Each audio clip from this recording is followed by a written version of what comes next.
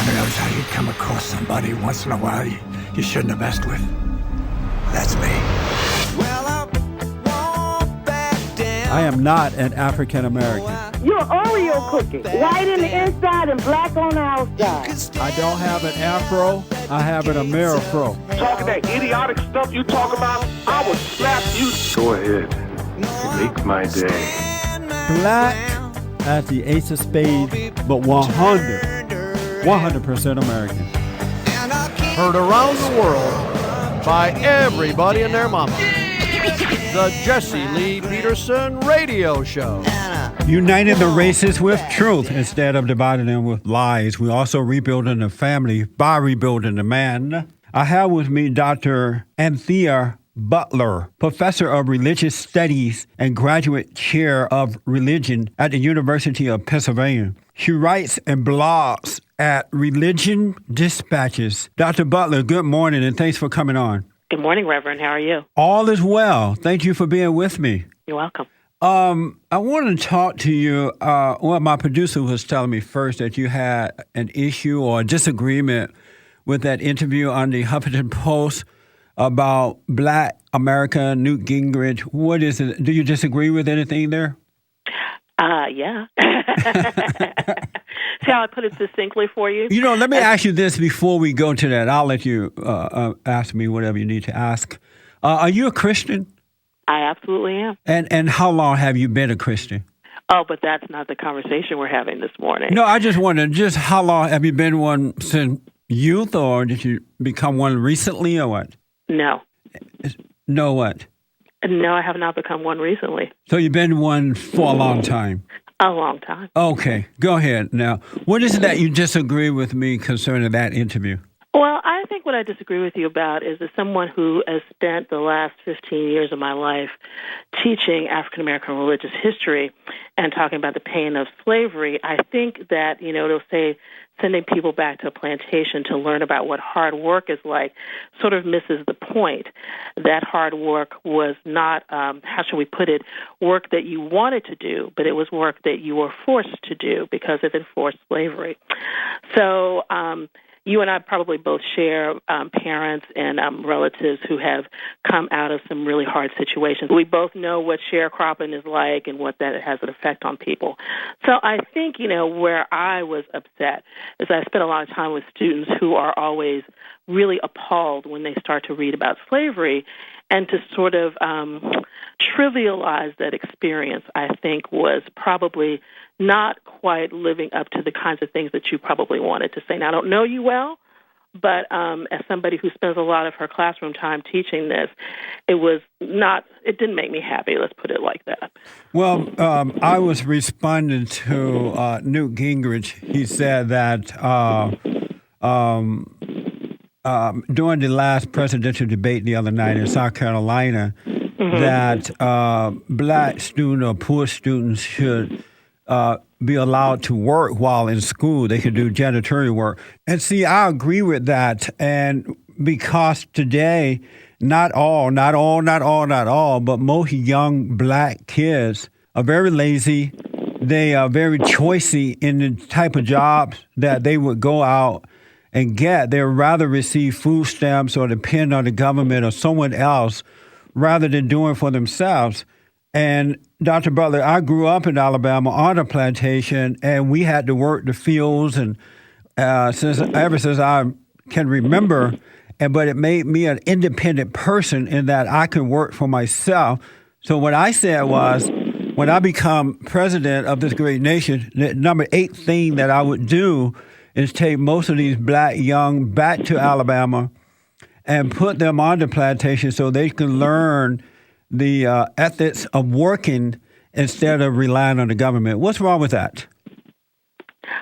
Well, I think I told your producer that I really didn't want to talk about this morning. So I thought you told me you did want to talk about it. No, I don't. Okay, but tell me, we'll move on. But we were supposed to talk about the article and not about your statement. But that's what's in the article. That's what's in the article. Yeah, that's not what's in my article. Well, I don't know what you're reading, but that's what I said. Let's make the differentiation here, Reverend Peterson. Let's make the differentiation. My article was about the black church mic checking the president on the issue of poverty. Your issue is that you want people to find out what hard work is. As someone who's in the educational system who can tell you that our school systems these days aren't that great, I'm not sure working as janitorial services in the schools nor going back to a plantation will help our young kids. Why not?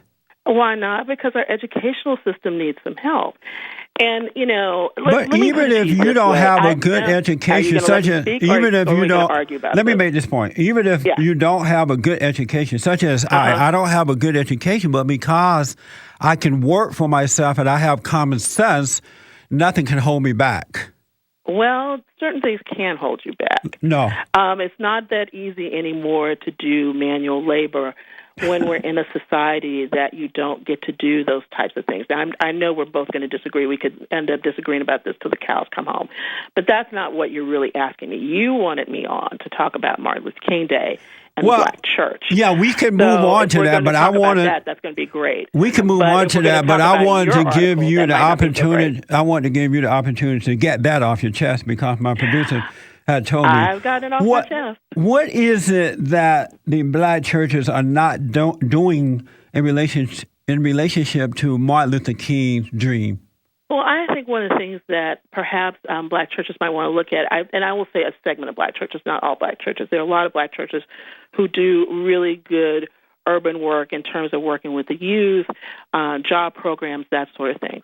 I think that a lot of Black churches, specifically those in the prosperity realm, have been more concerned about how the money-making side of things or the prosperity point and not the community point.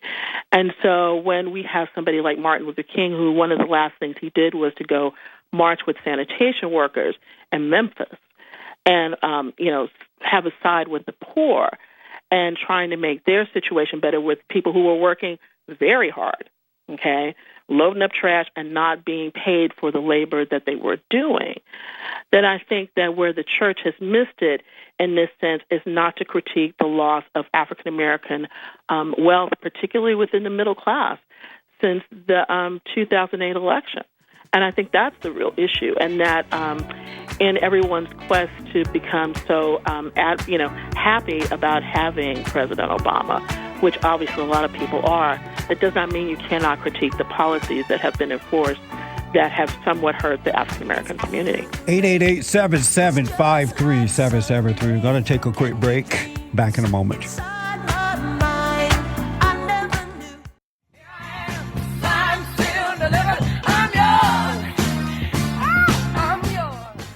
Okay, folks, welcome back. I am Jesse Lee Peterson. Dr. Butler, let me just respond to your last comment about the churches and Martin Luther King Jr. It is not the responsibility of the church to teach Black people how to work and how to take care of themselves. The responsibility of the church is to turn them back to God so that they can become a moral people. This whole community outreach thing is something new in our country due to the failure of the Black parents. And I know you would agree with me that not all, but most Black people are not suffering due to racism or the lack of material things, but the lack of moral character. And that's the responsibility of the church to wake them up to that point. I'm not going to say I agree with you, but I want to ask you a question instead. Does not morality also mean having a job? But let me ask, do you disagree with me about the role of the church? Is that they're supposed to point... I do disagree with you. And why do you disagree with that? I do disagree with you, but that's why you have me on the show anyway, right? Because I do disagree Why with you. do you disagree with that? I disagree with you because you want to place it just on a moral issue, and I think just as much as there is morality about sexuality and everything else, there's a moral, what they used to call moral suasion. When people couldn't get jobs and things like that, we wanted to be morally persuaded in this country. And I'm not just talking about Black church. I'm talking about history of religion in America.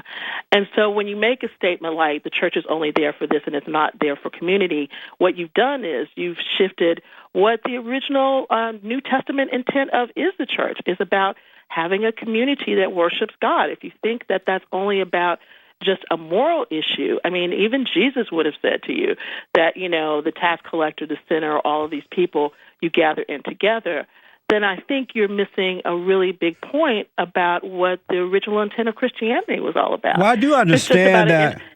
I do understand that issue. It can't be that. I understand that Christianity is about. I understand that the elitists don't have a clue as to what God is all about, but it's the responsibility of fathers and mothers to get married and be that perfect example for their children, to teach them by example to work and take care of themselves. And that is not the responsibility of the church. The church is to help mend that family, put them back together so that God can guide them, not the church. Could you quote me a scripture on that, please? I'm sorry? Could you quote me a scripture on that, please? Well, the first thing that God did when he created Adam and then Eve, he married them in Genesis. In Genesis, hold on a minute. Hold on. Hold on a minute. Hold on. Calm down. Calm down. Hey, stop acting out. Stop acting out. You're not calm. I'm just asking which Hold on a minute. Let me explain it to you. Which scripture are we talking about a marriage between Adam and Eve? Hey, calm down. Let me finish my point. Calm down. This is so funny. Hold on, calm down. You really don't want to talk to me, though, do you? No, yeah, you calm down. We're going to talk together. You need to come down off your high horses and let's just... Can you finish explaining to me what you want to say about Genesis? Calm down. God put that family together so that the father, the husband, and the wife, the mother, can guide their children in the right way to go. It is not, even though many churches have taken on the responsibility of trying to train these folks how to work and be responsible, they're not doing a very good job of it either, because it's really the responsibility of parents. Do you disagree with that?